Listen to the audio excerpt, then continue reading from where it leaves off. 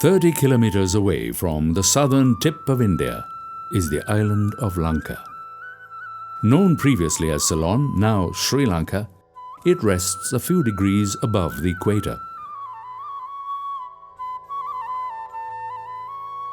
The terrain is varied.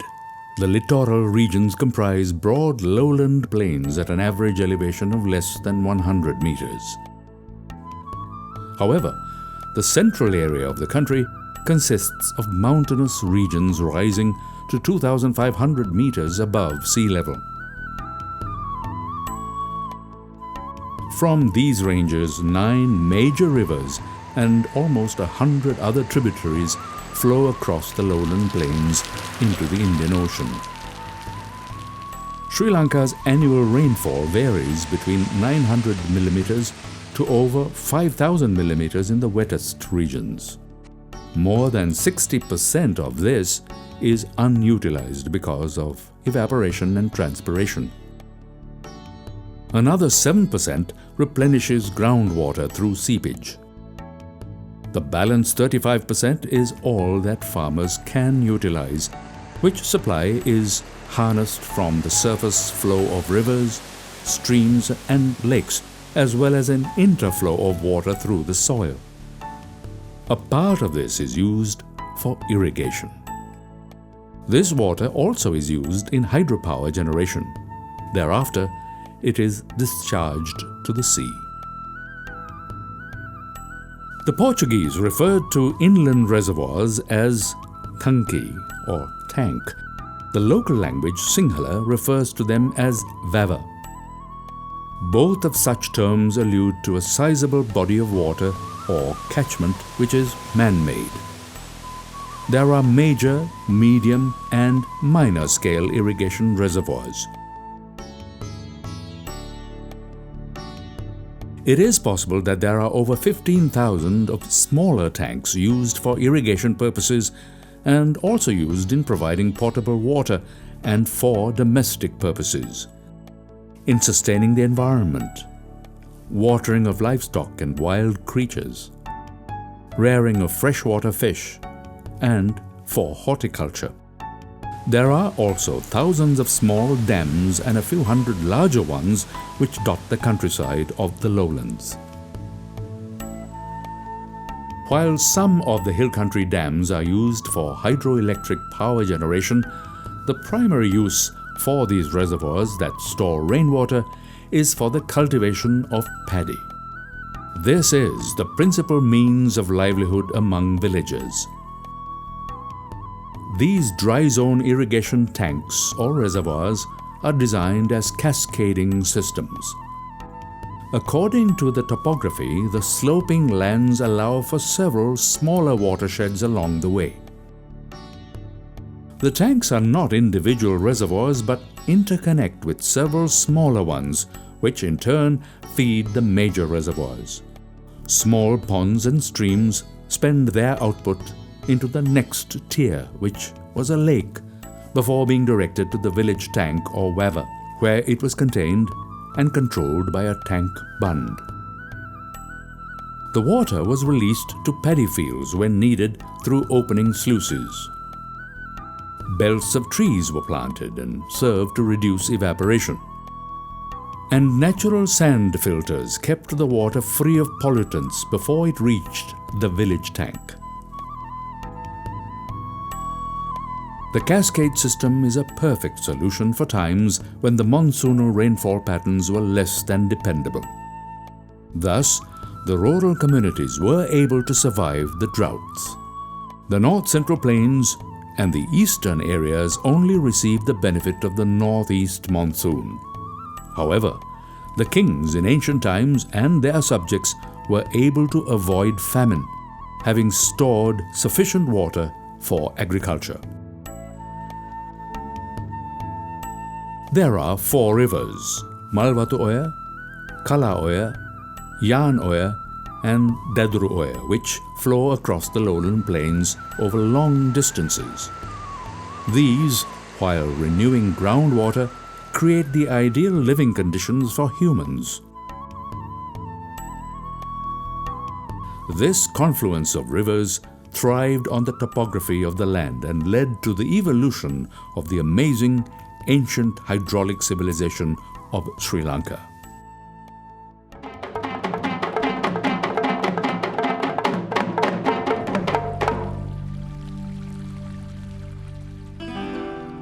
By the time of the legendary arrival of recalcitrant Prince Vijaya in Sri Lanka, Aboriginal peoples had already created small-scale irrigation systems around a sedentary style of agriculture.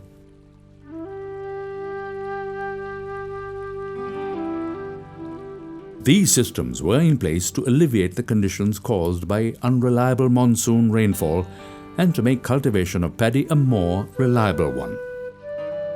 These settlements were along the river valleys of the northeast.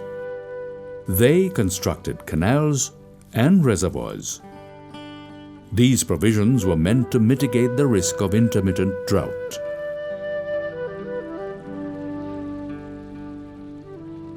The golden age of Sri Lanka's hydraulic civilization came into being much later, during the period between the 2nd century BCE and the 13th century CE. In the earlier times, first Anuradhapura and later Polonnaruwa were the capitals of the island. According to the ancient chronicles, King Panduvasdeva built the first rainwater reservoir around Anuradhapura. King Pandukabya then had constructed the splendid Basavakkulama Vava. Even 2,500 years later, this reservoir has a surface area capacity of 174 hectares and continues to supply water to the city of Anuradhapura. King Devanampiyatissa is credited with the construction of Tissavapi, now known as the Tissavava in Anuradhapura. By the 1st century CE, several large-scale irrigation projects could be seen in the north-central dry zone. The metropolis of Anuradhapura is blessed with the presence of 3 major reservoirs, namely Basavakkulama, Tissavava and Nuaravava. King Vasabha built a dozen irrigation canals and almost an equal number of tanks. His most notable construction is the Alahara Canal, which originally was around 48 kilometers in length. King Mahasen built the huge Millenia tank and 15 other reservoirs. The construction of the massive Padavia reservoir is also attributed to his acumen, with the medieval king Parakramabāhu restoring it some centuries later. King Dhatusena was responsible for the vast Kalavava. This was a rainwater reservoir and was connected with a 90-kilometer-long channel. It is called the Yodaala or Giant Canal, sometimes called Jayaganga. This represents a remarkable feat of engineering for the time, where the gradient was only a subtle 0.3 meters for every 1.5 kilometers. King Aggabodhi II contributed the Giritale Vava and the Kantale Reservoir. By this time, the dry zone in the north and areas in the south of the country were covered with a series of small and large reservoirs, all connected by an intricate system of waterways. This is now known to be a part of the cascading system, though history makes little mention of this structure in irrigation. These ancient cascade systems are so unique that they were declared a World Heritage by UNESCO.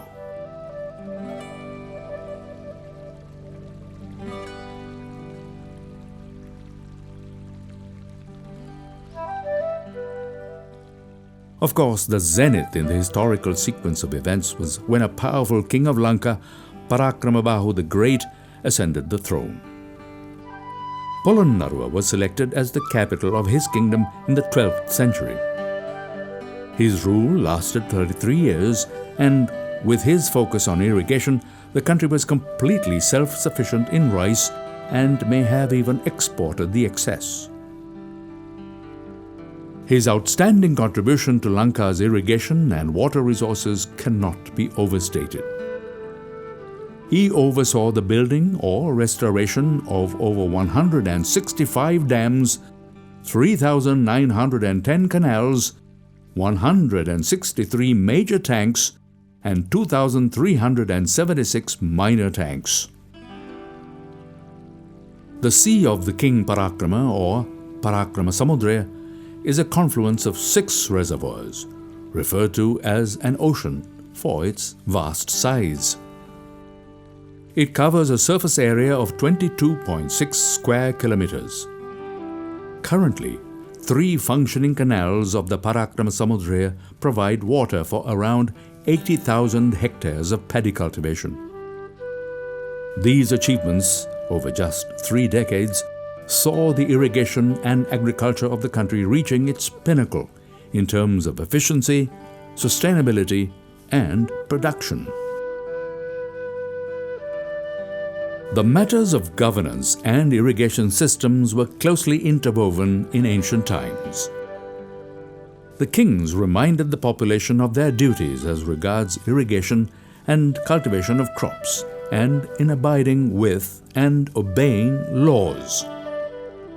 Edicts and inscriptions on stela found in different places placed the responsibility on farmers to adhere to certain laws laid down by the king, and non-compliance would result with them being reborn as cows or dogs. They were warned. Buddhist culture, too, was interwoven with society and in the regulation of all systems of agriculture. There appears to have been a philosophical nexus that was fundamental to the stability and sustainability of communities where the reservoir and the temple were as one within the human settlements, which solely pursued an agrarian livelihood. The amazing irrigation projects, reservoirs and ponds are sometimes accompanied with an insignia of an anthropomorphic 7-hooded cobra. Such symbols are still visible among the ruins and referred to as, in Sinhala, Nayagala. This is believed to be a sign of protection for these important structures of the time. Today, the Mahavali Authority, along with the Irrigation Department, uses a revised version of this symbol in the design of their logo. This has led to such symbols being affixed on newer installations.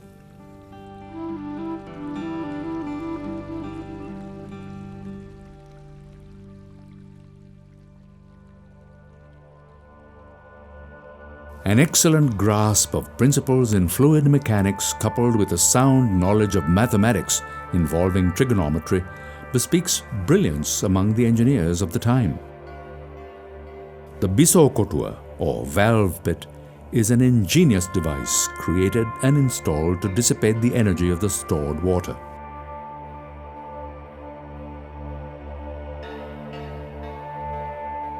Using the vectors arising from the different water levels and thus regulating the outflow of water from the tanks or reservoirs was the method used. This invention, attributed to the ingenuity of Lankans, goes back well over 2 millennia.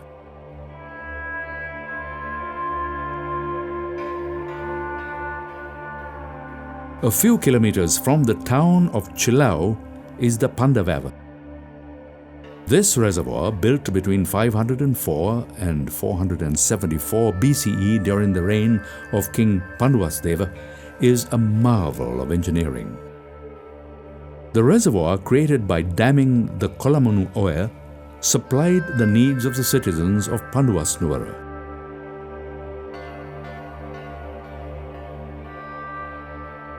According to the 19th century British irrigation engineer Henry Parker, this is the first great reservoir ever constructed in the world. The innovative Bisokotua, or valve pit, of this reservoir can be seen even today.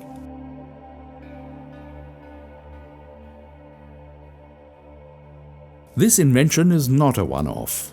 The Tissavava in the locality of Tissamaharama in the south offers another example of the originality and the knowledge possessed by the constructors of the time. This tank is believed to have been commissioned in the 3rd century by King Yattala The diverted waters of the Kirindi Oya reaches the tank. it is the world's first known oblique dam. This indicates that principles understood by the Europeans 2,000 years later were actually known among Lankans in earlier times.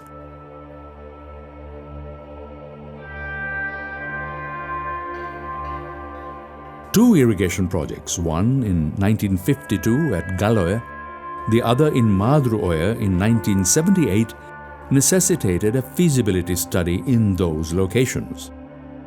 This involved excavations which, to the surprise of the modern engineers, revealed that these very places had evidence and remains of ancient dams and sluice gates. Thus, it can be appreciated that the ancients knew sufficient about hydraulic engineering as to pinpoint solutions that are relevant even in the present. The decline in the employment of this technology was manifest in two stages. The first was when the great kingdoms of Anuradhapura and Polonnaruwa were abandoned. However, some propose a theory that the decline was not due to the invasion by foreign forces but rather a geographical change in the landscape. It is argued that a change causing the mighty Mahavali River to reroute led communities to resettle in wet and intermediate zones such as Damadenia, Kurunagala, Kampala, Kandy and Kotte, and thereafter that the land and reservoirs were neglected after disease and famine prevailed in the north-central province. The second phase of the decline occurred with the advent of European colonizers. Their concern was the acquisition of the lucrative international trade in spices and other riches the land provided. Later, beginning in the late 18th century, colonial investment in plantations led to crops such as coconut, coffee, then tea and rubber, eclipsing the earlier traditional crops which had been the foundation of the agrarian economy of ancient Lanka.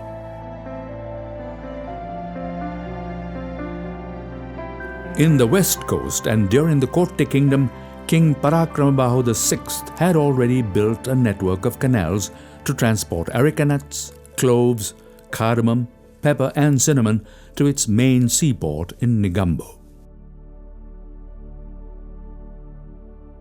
Though the irrigation tanks of the northeast were not given priority, the Portuguese administrations on the coastal belt of Lanka were the first to develop and explore the merits of building and improving on new canal systems. However, it was the Dutch who systematically constructed a set of structures, dams and canals to enhance the viability of the inland waterways in serving commerce. These canals were constructed during the 18th century. The British also built canals such as the Hamilton Canal, which are in use even to this day. The objective was twofold.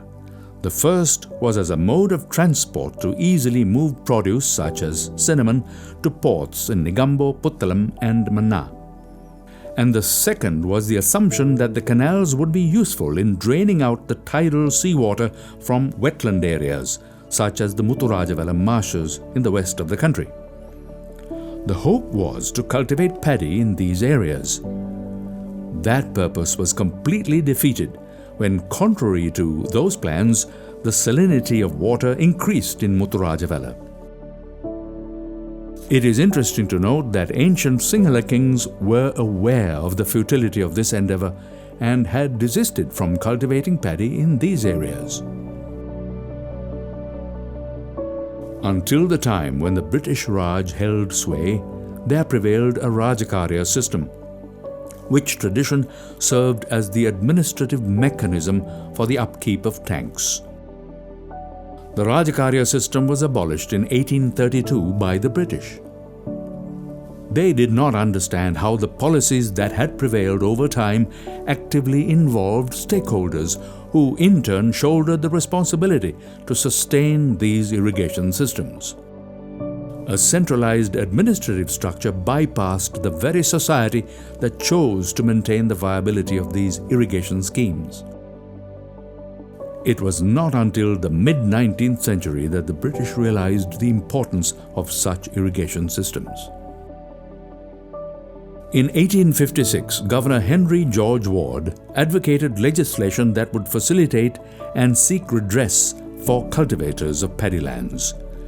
The primary focus was the solving of difficulties, delays, and expenses borne by farmers relating to their water rights.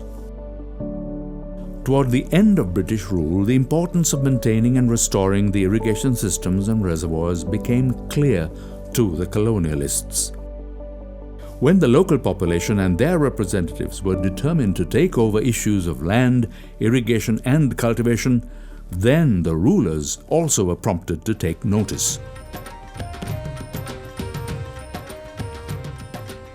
After independence from British rule in 1948, national leaders have fueled the impetus and accelerated the development of all matters related to the agrarian spatial base.